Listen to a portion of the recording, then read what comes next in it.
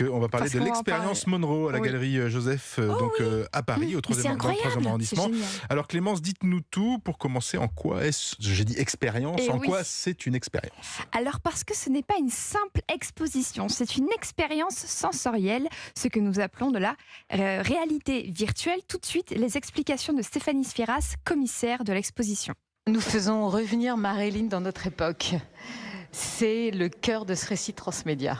Et alors, au cœur de ce projet, donc la matière, bien sûr, ce sont les mots de Marilyn. C'est-à-dire que ce n'est pas une projection d'artiste sur Marilyn, non, ce sont ses mots. Pour tout ce qui est la réalité virtuelle et tout ce qui sont les interactions interactives, on a travaillé avec le SAS, qui se trouve au sein de l'université Paris-Saclay, et avec une société qui développe des technologies relativement pointues et qui se trouve à Brest et qui s'appelle Serval. Alors durant 15 minutes, nous sommes dans une salle blanche, vide. On nous met un masque et là, on entend une voix magnifique, la voix et un texte qui m'a ému aux larmes, qui raconte Marilyn Monroe. On est guidé par cette voix, on voit plein de photos, d'images, de vidéos. Ça bouge, c'est une expérience parfaitement stupéfiante. Alors on me sent un peu ému, Clémence. Eh ben oui, très ému. C'était parce que c'était un moment tout à fait poignant. Et puis ça continue, puisqu'ensuite nous découvrons des photos pas forcément très connues, et je vous laisse écouter pourquoi. Et ce sont les photographies emblématiques de la collection de Joshua Green. Joshua Green, c'est le fils du grand photographe de mode Milton Green, qui a photographié Marilyn pendant la période la plus heureuse de sa vie, de 53 à 57. Et à la mort de son père, dans un frigidaire, il a retrouvé des négatifs. C'est dingue. Il a monté une société qui s'appelle The Archive et il a restauré pixel par pixel les photographies de son père. Et c'est ce que nous vous présentons aujourd'hui à la Galerie Joseph à Paris. Ouais, c'est sublime. J'en ai des frissons encore. En fait, j'ai le flyer. Je vois ça. Parce que hier, je suis allée dîner juste à côté, dans la rue. En fait, j'habite pas très loin. Et pour ceux qui veulent me croiser, rue Froissart. Parce que je n'habite pas dans la rue Froissart.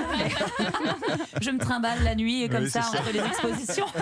Et en fait, ils étaient dans les gens qui ont créé l'expo. Ils étaient dans la galerie hyper tard. En fait, il était 22h30. Je sortais du resto et en fait, moi, je disais à mon pote, il faut absolument que j'aille voir cette expo parce que je connais tout de cette femme et j'ai un lien avec elle qui me fait vibrer. Et ils sont sortis, ils m'ont donné ça. Il faut absolument que vous venez demain et tout. Donc je vais peut-être y aller tout à l'heure. Ah bah tant mieux, vous me direz, on se tient au courant, exactement. Est-ce qu'on peut partir sur un roman graphique, chère Clémence? Parce qu'il n'y a pas que de l'exposition. Il n'y a pas que de l'expo, il y a également un roman graphique qui se nomme Confession inachevée aux éditions Robert Laffont, écrit par Stéphanie Sfieras, la co-organisatrice de cette formidable exposition que vous avez rencontrée hier soir.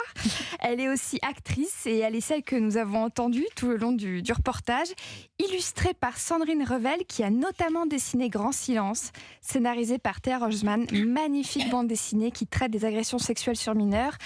Alors, certes, sujet difficile, mais bande dessinée aussi importante qu'impressionnante, multiprimée, je vous la recommande bien chaudement.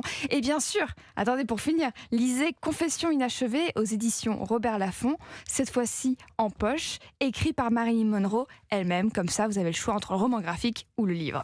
Une petite surprise pour finir? Et oui, pour finir, jouez-la comme Marilyn. Mais au milieu de la pièce, qu'est-ce que je vois? L'estrade Marilyn. Allez, je suis en confiance, j'ai mis ma jupe, j'ai mis mon kilt, je suis en short, je monte les marches et je me lance. Alors vous êtes prêtés au jeu? Ah bah évidemment, j'ai même mis la photo sur mon Instagram. J'étais en pantalon ce jour-là, j'étais déçue. Ah oui, prévoyez la jupe. bouffant, Et oui, il faut prévoir la jupe. Donc je suis restée quasiment 3 heures à l'exposition. Je pourrais vous parler des heures de l'éclatante et flamboyante Marilyn, mais je m'arrête. Je m'arrête, mais simplement punaise. Foncez, courez, volez à la Galerie Joseph pour vivre l'expérience Monroe. Je vous assure, vous ne le regretterez pas. C'est émotionnellement très très fort, Elodie, je pense que ça va vous plaire.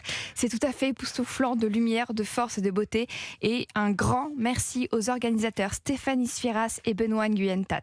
Je pense qu'Elodie, elle va y aller. Oui, bien sûr. Non, mais c'est prévu, j'ai le flyer sur moi, vous vous rendez compte? C'est 11 sur 10, niveau assurance.